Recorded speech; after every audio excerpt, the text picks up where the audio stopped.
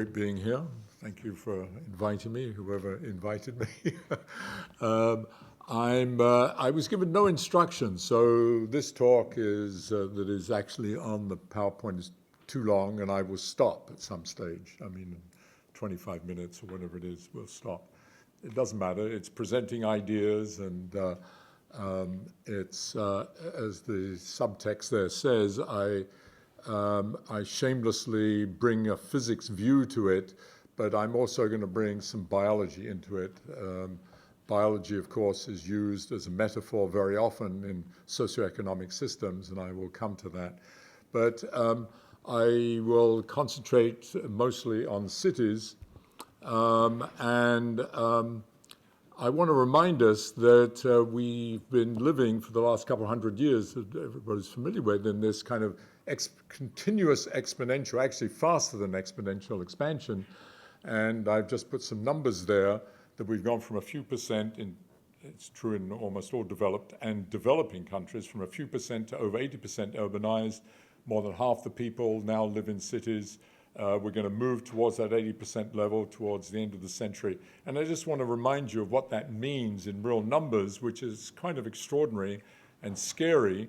It's, if you just simply do an averaging over the next, from now to mid-century, it's like adding a New York City every 6 weeks, or Paris, where we are now, every 2 weeks. That's going to happen inextricably from now to mid-century.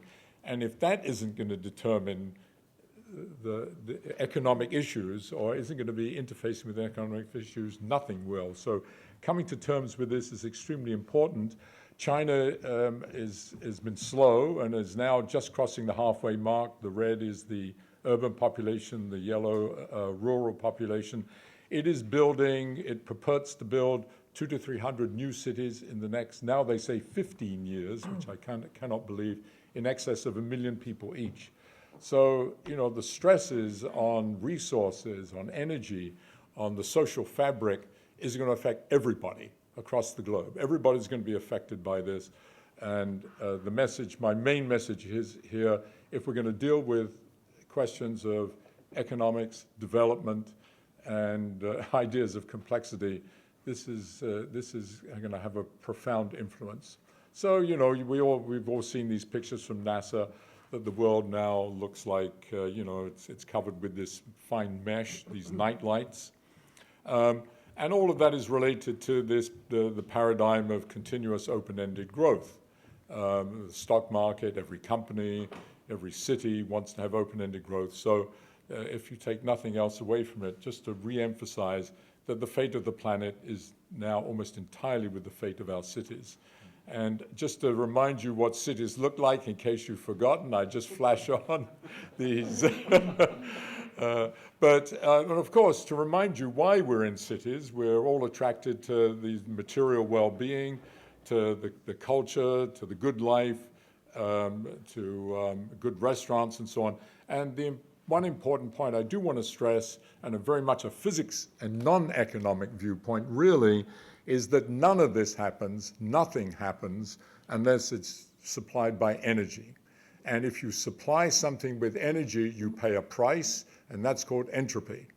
And so I coined the term socioeconomic entropy, meaning the outcome of supporting the socioeconomic activity, and it leads to this. This is what I consider socioeconomic entropy, the pollution, the smog and so forth, crime, disease, social unrest, I consider as part of this, and also, of course, the question of whether we can avoid a planet of slums. Or even something like this, that we have a situation that the cities are the origin of climate change. That's because that's where all the people are, and whether this is what London or even Paris will look like in 50 years' time, or maybe even 25 years' time, for all we know. So that emphasizes the physicality of the cities, but in fact, a leitmotif in this meeting has been coming back to the idea of people. And the whole point of cities is people. And of course, as John Giannakopoulos said yesterday, you know, Shakespeare got it all. And he recognized that cities are people. They're not all this infrastructure. The infrastructure here is to facilitate people and to facilitate social interaction. So this is what a city is about, the buzz of a city. This is somewhere around the corner here. This is, Paris. This is bringing people together to do the kinds of things we're doing. And this is one of my favorite pictures. This is New York City about 120 years ago.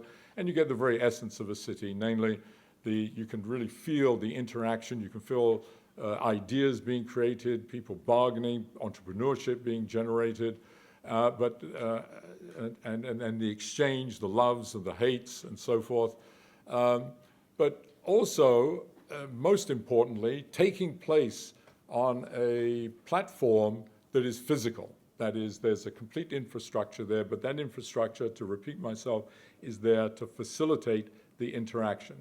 So one of the points I want to emphasize is that cities and urbanization are the generators of all of the issues that we're facing, all of the tsunami of issues we're facing, from climate change to questions of finance, to questions of energy, resources, water, disease, etc. All generated from this extraordinary phenomenon that has only been in existence on the planet for the last few thousand years. But also cities are, of course, the solution. Why? Because they do what we're doing here. They bring people together. They are the attractors. They're the magnets that attract the smart people, the people that are going to make things happen, create ideas. And if there is a solution, they're the ones that are going to do it, and they're going to do it in cities. All the great ideas basically have been generated in urban environments. So I conclude from that, if we're going to address these issues, we need to at least ask the question, is it conceivable that we can have a science of cities? As has been, I think it was probably clear from the comments I've made, I'm shamelessly a physicist and believe in science as a solution to the problems, and having theories and models are crucial to that, to at a minimum inform policy and be part of policy. And so developing a science of cities which has some sense of quantitative and predictive character, I think, is important. And part of it, of course, is to encapsulate these very general ideas of resilience, evolvability, growth, scalability, and so forth. So the fundamental question, are there any laws? It goes from the conversation we had earlier today in the morning. Are there, in fact, generalities? Are there laws? Are there something that somehow is governing the way cities evolve? And by the way, as part of that, companies, and therefore as part of it, a question of, is there something that deals with the whole question of sustainability? Or is it, which should be a fundamental question, it seems to me, of economics, is the economic system that we have developed doomed? Is it actually already built into it the seeds of its own destruction? So I wanted now, what I'm going to do is tell you a little bit, I don't know if it goes next. One of the other things I wanted to say was that one of the things you immediately learn that was stated at the very opening of this yesterday morning is that all of these problems, and this is just some arbitrary laundry list I made of the various issues that we have to deal with, all of these are complex adaptive systems, and most importantly, the whole bundle of them is a complex adaptive system, and even more importantly, none of them are independent of any others. They're all interrelated and interconnected. And dealing with only one or two at a time means that you generate unintended consequences. And for those of us that have studied complex systems know that this leads potentially to collapse and disaster. So that's what I've said here. Okay. So the other point I want to make, which has not come up in this, but is that, that there are two pieces generally to any system, and that is there's the metabolics, the infrastructure, the physicality of the system, represented in a city by its infrastructure and the energy that flows through it. But that has to work in unison with information, with the exchange, the fact what we're doing here, people talking to one another, the flows of information within a city through telephone lines, the internet, and so forth.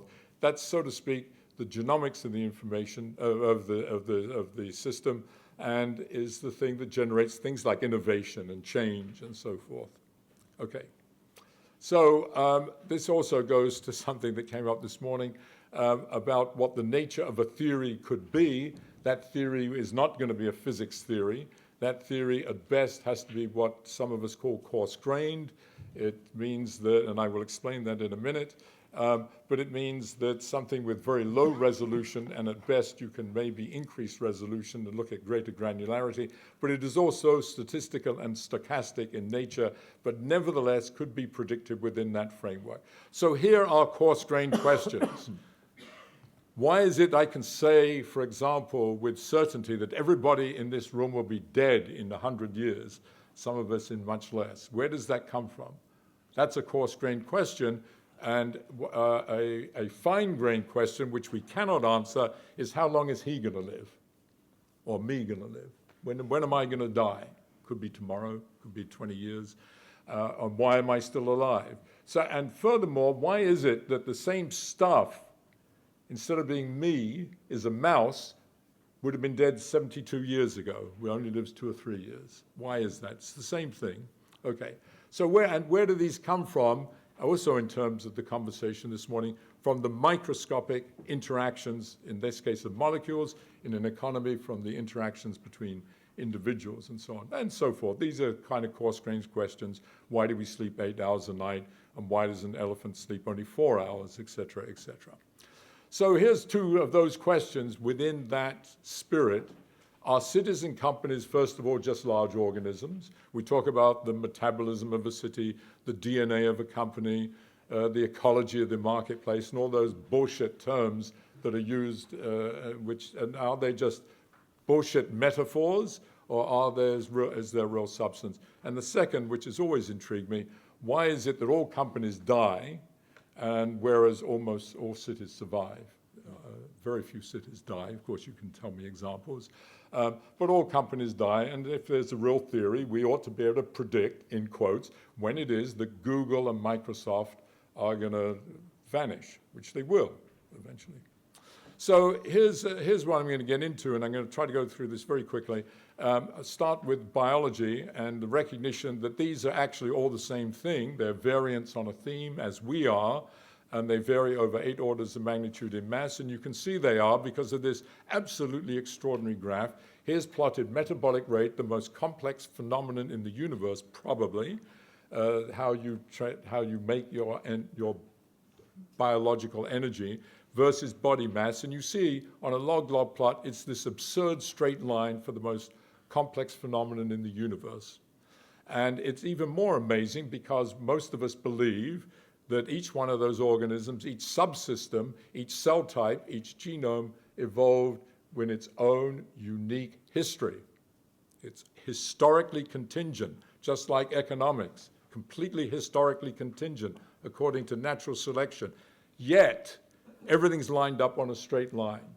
What the hell is going on? So obviously something else is at work beyond simple natural selection. Secondly, the slope of this line is less than 1. It happens to be almost exactly 3/4, a curious number.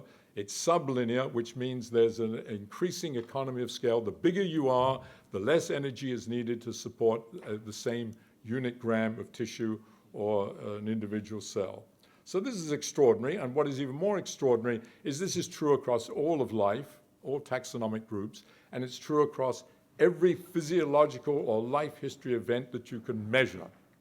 For example, maybe I didn't show any more. Anyway, there's a whole bunch. Oh, there's one. There's your heart rate versus mass. That decreases as mass to the 1/4. There's your brain, your white matter versus gray matter in the brain. But the whole point is there are these extraordinary sequence of scaling laws which say that, my God, despite the fact that there's this, the most diverse thing on the planet is life, with this extraordinary contingent history, it satisfies apparently extraordinary systematic behavior. And the question is, why? So there it is. I've just said that. And the idea is that what is controlling it is that life because when you think of yourself, you have 10 to the 14th cells. You have to be supplied, all those cells have to be supplied, like in an economy. They have to be supplied with energy and information by networks. And we have evolved to be a bunch of networks. And it is the physics and mathematics of those networks, the claim is, that gives rise to those scaling laws. And I'm not going to go through it. I just show you a bunch of networks at different scales. And from that, one can derive all of these scaling laws. It's very beautiful. And what I'm going to do next, before moving back to cities, is tell you how that feeds into understanding growth. Growth is very important in economics. It's even more important in biology. So here it is. Each of us in this room has scaled as we grew, and this is how you did it. You ate, you metabolized, you sent through those networks, you sent energy to your cells. At those cells, you maintained them, you repaired them if they were damaged, you replaced them if they died, and you then grew new ones. There's the equation in English. That's what it is. So you put that into mathematics, and you solve the equations, and this is what you get. That line there, that solid line, is what comes out of that equation, and there's some points. And what you see here is lovely agreement. It's beautiful agreement with the theory. And this is weight versus age for a rat. Could have been us, could have been you.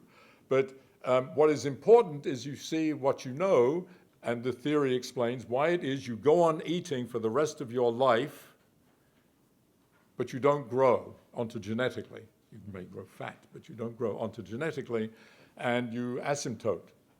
And the theory explains that, and I'm not going to go through that, other than to say that the reason for that is because of an economy of scale. That sublinear scaling of metabolic rate is directly related to the fact that it bends over. This would be considered a disaster for an economy, as I understand it, that you stop growing, that you should have, in fact, this is just data from, I'm not going to go through all this. That's what you're supposed to have in an economy, obviously different, and we will come back to that. So here's just a summary of biology. We have economies of scale. We have these systematic scaling laws. They're dominated by these quarter power exponents. I didn't say the pace of life slows with increasing size. Growth stops eventually, and you have a finite lifespan. Okay, and it's all controlled by networks. It can all be explained in a great big theory, which no time to talk about. But I'm going to use that idea and that paradigm now to take it to cities and ask about cities and companies, by the way, but I probably won't have time to go into them. Are they scaled versions of one another? Do they manifest any universal behavior like biology does? Well, physicists, by the way, physics is different than economics in the following way for many reasons, but one is, the way we come together is we both, at some level, do actually, despite the conversations here, believe in theory and models and so forth. But physics is driven by data, completely driven by data. It's an experimental science, first and foremost. Theory comes second. So the conceptual framework, now one reason you might think cities scale is they are networks. Here they are, networks. They're supplied by networks. But most importantly, they are here because of social networks. They are to facilitate, as I said earlier, social networks. These nodes are people, and these are who they interact with. And one of the aspects of those social networks is they have modular behavior. There's families and businesses and so forth. So here was the first work I got involved with this, and that was something totally mundane, asking how does the number of petrol stations scale with city size on a log-log plot. And what you see is there's very good evidence of scaling, but most importantly, you see three things. One, it's sublinear, like biology. That is, there's an economy of scale. Not surprising. The bigger a city is, the less the number of gas stations per capita are needed. But the second thing is, all those slopes are pretty much the same. And in fact, we've looked at data from every possible country we could get it across the world, and they all look exactly like this. They all have, roughly speaking, the same slope of 0.85. Namely, every time you double the size of a city, you need 15% less gas stations. But even more interesting was when we looked at other infrastructure, like the length of all the roads, the length of the electrical lines, the gas lines, anything to do with infrastructure, they all scaled in exactly the same way with the same 15% slaving, namely the same slope of about 0.85 for these, which was kind of amazing. There was a universality in the way cities scale, despite the fact that cities in Japan seem to have nothing to do with cities in Portugal, yet somehow when you looked at any quantity to do with infrastructure, they scaled in the same way. But much more impressively was when we looked at socioeconomic quantities. So we're much closer to what we want to talk about here. And what are plotted here are two things. The top one is wages versus city size, and the bottom is this is Richard Florida's term, super creative, people like everybody in this room. And what we saw there, again, obviously there's noise in the system, fluctuations, but you see very strong evidence of scaling, but most importantly, that the scaling was now superlinear, meaning instead of the bigger you are, the less you need per capita, the bigger you are, the more per capita, the higher the wages per capita, the more sexy, creative, with it people per capita, the more patents per capita, the more restaurants per capita, the more crime per capita, the more police per capita, the more taxes per capita. Everything scaled with a superlinear way with the same exponent everywhere in the world. Latin America, all the cities we could do in Latin America, in Asia, in Europe, in North America, all scaled in the same way. And here's, in English, the results of that analysis. If you double the size of a city, on average, you systematically increase income, wealth, patents, college, anything you think of, restaurants are in there. The good, the bad, and the ugly, the point being anything that involves the interaction between people scales in the same way, or by this 1.15 now exponent, meaning that you increase by about 15% independent of the city anywhere in the world, and you save 15% on all infrastructure. So you'd learn two things. One is that despite the fact that these cities evolved completely differently in different places, that somehow there was this extraordinary regularity that was somehow constraining how they grew and evolved, despite all of the politicians and the planners and the economists and the physicists and everything else.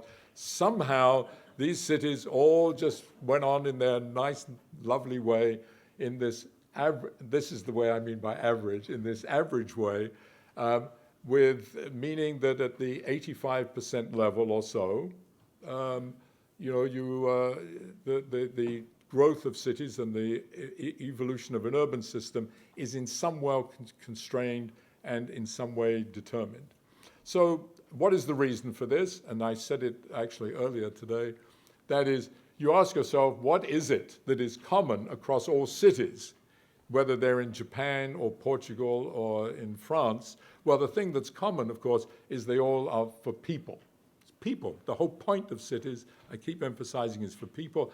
And the idea was, the hypothesis was, that the universality we see is because people are the same everywhere, at this level of granularity we're talking, and that it is the universality of social networks rather than transport networks that is determining it. So I'm not going to go into any of the theory and the mathematics here, obviously, but I just want to show you a prediction of the theory. So here it is. What we've done here is plotted on the same graph. I think it's income, GDP of the city, crime, and patents. I can't remember. I can't even read it myself. But there they are on the same, and they've been renormalized. But you can see there's the universality. You can see there's all that fluctuation. But now there's a prediction. The reason for all of this is because of social interaction. So therefore, measure how the degree of social interaction changed with city size, and it should look exactly like that. So how did we do that? We collaborated with people at MIT who had access to big data in this case meaning huge numbers of telephone calls, of mobile phone calls, because as you well know, I'm sure everybody knows that now everybody carries a mobile phone with them, and therefore we have a detector. And as you also know, that every single call that you have made is recorded, and they know exactly where it is and where, and so forth. So there's this unbelievable. So it's as if you've tagged every molecule in this room. So we use that data, and we plotted down below there the connectivity between people as measured by the calls between each other versus city size. And there's you see two colors on that. One is for Portugal and one is for the United Kingdom, and they lie right on top of one another. And you see it's the same slope as the universal curve for these socioeconomic quantities. It has a slope very similar to the 1.15. Okay. Now, there are all kinds of other things you can do that are kind of extraordinary. I want to emphasize now the systematics of city. So here's a little mathematical theorem you can produce out of the model. If you assume, here's the city of Paris. People are moving all the time, going back and forth. But there's a crucial aspect of every motion. When you leave someplace, you go back to it. That is, most people leave their home, go to work, come back, or go to the theater and come back, but you have a home. It's not like the molecules of a gas. You have a home. So if you combine that idea with the idea that when you try to travel to a place, you try to go as quickly and as straight as possible, so you put that in, and you put that into the theory, you come up with an amazingly simple prediction that the number of people coming, say, to this area, let's say this area in Paris, from a distance r, 5, 10, 20 kilometers away, f times a week, twice a week, 5 times a week, 2 times a month, whatever, that's what f is, should behave in this ridiculously simple fashion. It should just go as an inverse square law, and it should be true of any city. So we had all this data, and my lovely postdoc, Marcus Schlepfer, analyzed that data, and I don't have time to go into it other than to say all those lines on it are the prediction. And what you see is, just look at the big graph.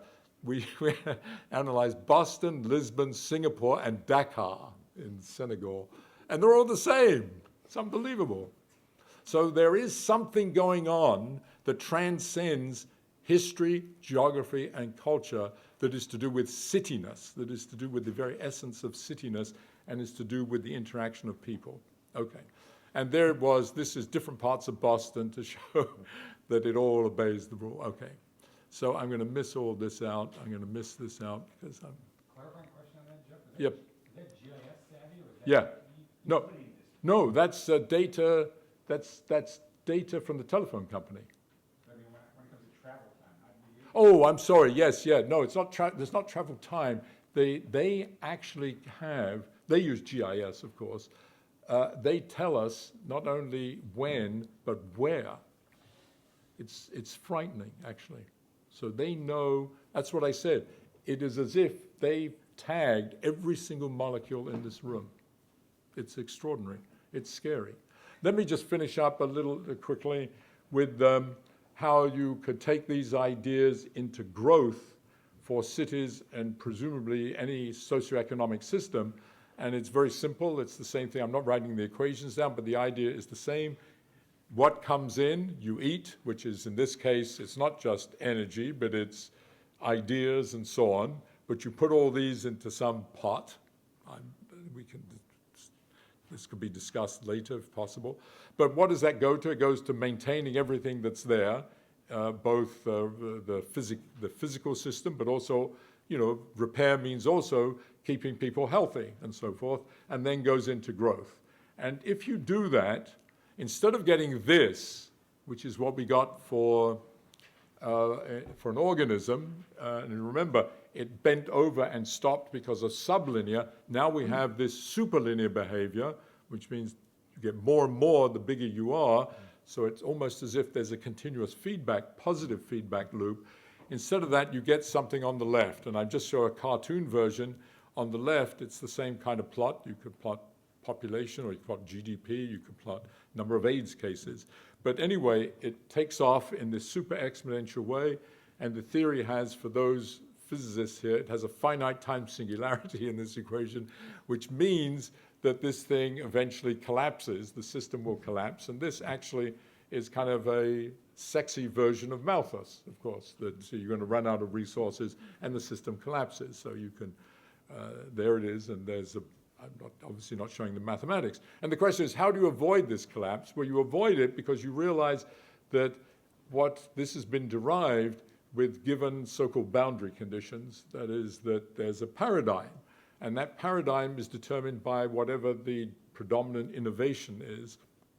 Pardon me.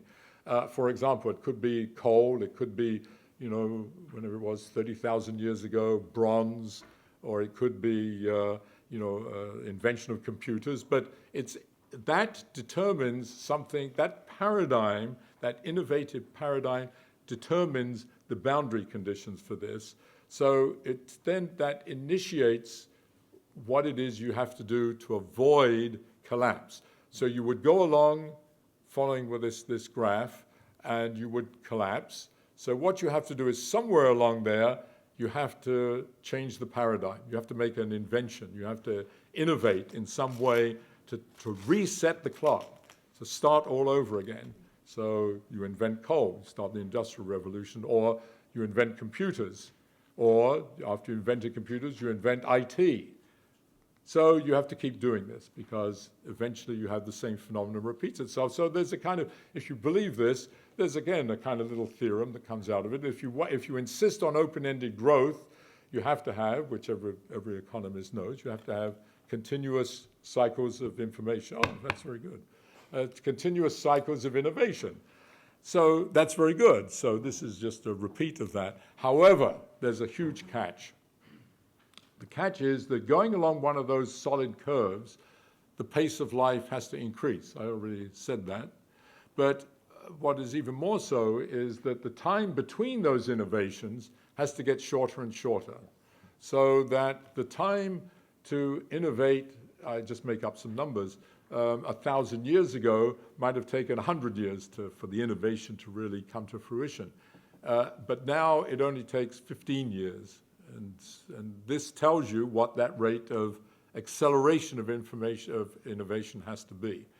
So the question is this a sustainable system? That is, because it says that if you don't do that, if you don't somehow reinvent the wheel at some stage, you are destined to collapse.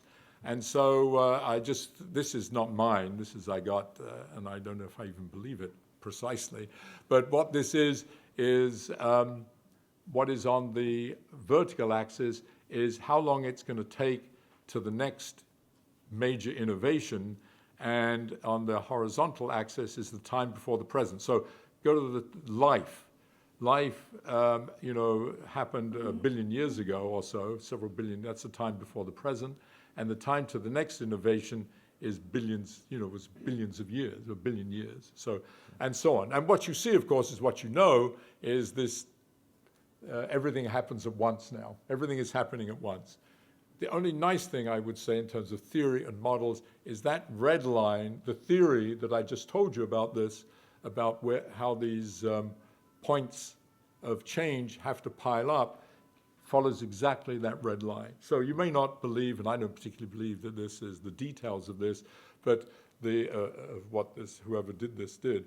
But the point is that line is predicted by the theory. Okay. Now I want to, I'll just say this graph. This is just simply the number of firms versus city size, and it's extraordinarily linear. This happens to be linear.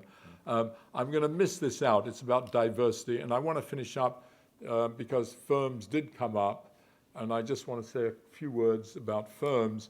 So this is just, our way of trying to organize the data. There's this data set that some of you are familiar with, certainly Rob is, the CompuStat data set that we got hold of to analyze companies. And the first question is to ask, do companies scale? Now, this was data that predates that. This data we got from our colleagues at the ETH in Zurich as a test, and we saw, my God, it does scale. And what's plotted here on me is income and assets versus company size as measured by the number of employees. And you can see, apart from this transient thing at the beginning, it's pretty good. This was bin data, and here is from this CompuStat set. And what you see is, not surprisingly, huge fluctuations in this. I mean, there's a lot of variance in this. Those red lines are when we've binned the data, but to try to substantiate that we've done all kinds of statistical analysis of this. But that's not what I want to get into. What I want to get into is what you see just by a cursory look at it. It's sublinear. This is like biology. The scaling of these various quantities overall, except for sales, are sublinear, and those are the driving phenomena of the company. And so if you just naively take over what I have just told you, that is that if it's sublinear, what happens is you will stop growing and you're going to die, as distinct from cities, which are open-ended and keep on growing, but you might run into the problem of renewal. What this suggests is that companies should all stop growing eventually, and they should all die. So this was data from that same data set. It's just a spaghetti graph that we took. There's about 30,000 companies from about 1950 onwards. And what you see is what I just said. You can see down the ones in more recent times are behaving like every company executive wants. They're zooming up, and everybody's making billions of dollars. But on the top, you see that it's beginning to asymptote. But what is more interesting is to look at this renormalized to the GDP. And what you see is that all companies are sitting just on top of the GDP. They just move along with the GDP. They just, like me, as an old man, just sort of hanging in there. And like me, they are going to drop dead soon, all of those companies. And that red line, by the way, just happens to be Boeing, because we were supported by Boeing, and I wanted to show them that they were if they weren't supported by the United States government, they would drop dead soon themselves. Bunch of crooks, as far as I'm concerned. Okay, so this is very unfair, this next graph, but here was Walmart. We took this idea and took the theory. Here's Walmart in its kind of hockey stick phase. And so we took our theory, and we actually fit the parameters to this, and then said, and of course our theory says it should turn over and die eventually. And there it was. Look at it. It's turning over. Can you believe it? I could have made a lot of money had I known what it was going to do. Okay, so here's the other last pieces I want to show you. On the left is U.S. companies that I showed you. On the right is China. We have a collaborator in China, and the Chinese stock market has only been going a short time. Yes, I'll be done very shortly. And you can see it's very similar, and in fact, it's almost identical to the U.S., and here's that spaghetti graph with the same thing. You can see China is repeating it, suggesting that there is kind of an underlying systematic behavior of markets that is independent of country and so on. Whoops. I missed that. The last is a graph that's missing there. That graph is a graph of the mortality of companies. I'm sorry, it's too bad it's not there, actually. Because what it is, it's a graph showing the probability of death versus age, and it's an analysis we did. It was quite I suppose, a sophisticated statistical analysis, because you only have 60 years of data, and you want to try to make a statement outside of that, and there's there's something called survival analysis in biology, which tells you how to, at least statistically, deal with that. And what it shows is that the probability of dying goes to 1 after not very long time, and the half-life of a cohort of U.S. publicly traded companies is about 10 years. And so it's extremely unlikely that a company will last for 100, 200, or 400 years. Of course, some do. They're the tails of distributions. Oh, it's in there. Yeah, there it is, and you can see it. And we did disaggregate it, just you've reminded me, into death. Just one small comment. Death here you have to be very careful of what you mean by death. Death means, first of all, birth means you've gone onto the stock market, and death means that you are no longer reporting sales. And that could be because you've liquefied, gone bankrupt, or you've merged or been acquired by someone. And we've analyzed both of those. And the last thing, which I'm going to spend zero time on, is some other work I did with some colleagues at Imperial College in London, which is on the phylogeny of companies in terms of mergers and acquisitions. And this was done with people at Imperial and at PricewaterhouseCoopers, actually. The first two authors are from PwC. Was to look at the systematics of the phylogeny of companies, meaning, who were their ancestors and what effect the number of ancestors had on the survival of the company, and then a little theory for the growth of the ecosystem of companies. Anyway, I'll finish there. Oh no, I have some other. I just wanted to show you this because it's fun. You probably don't, many people don't know this, but your metabolic rate, that is how much energy you use a day to stay alive, the 2,000 food calories is actually little less than 90 watts. It's a light bulb. So we are unbelievably efficient. However, now that we've, in the last 10,000 years, having become urbanized and formed this extraordinary kind of lifestyle that we have invented, you can ask how much is our metabolic rate, meaning how much energy does each person in this room require in order to live the kind of lifestyle each of us has, namely be in this beautiful room, have automobiles and, go to the theater and so on. That's about 11,000 watts. So it's 100 times bigger than what it naturally was. And I've turned it around there, and we're each acting, as you can ask, how big an animal uses 11,000 watts? And it's about a dozen, I think I worked it out, about a dozen elephants. It's about 3/5, I vaguely remember, of a blue whale. So two of us in this room are the equivalent to a blue whale. And my reason that I'm passionate about working on this stuff is because that's what all of us use. And there are 7 billion people on this planet, all who want to use that amount of energy. They all want that. And in the next 20, 30 years, there's another possibly 3 billion coming on board who want to do it.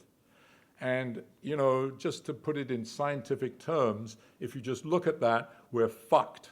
So unless we do something about it, we have to. So I think that was all. I don't think. Oh no, I have one last.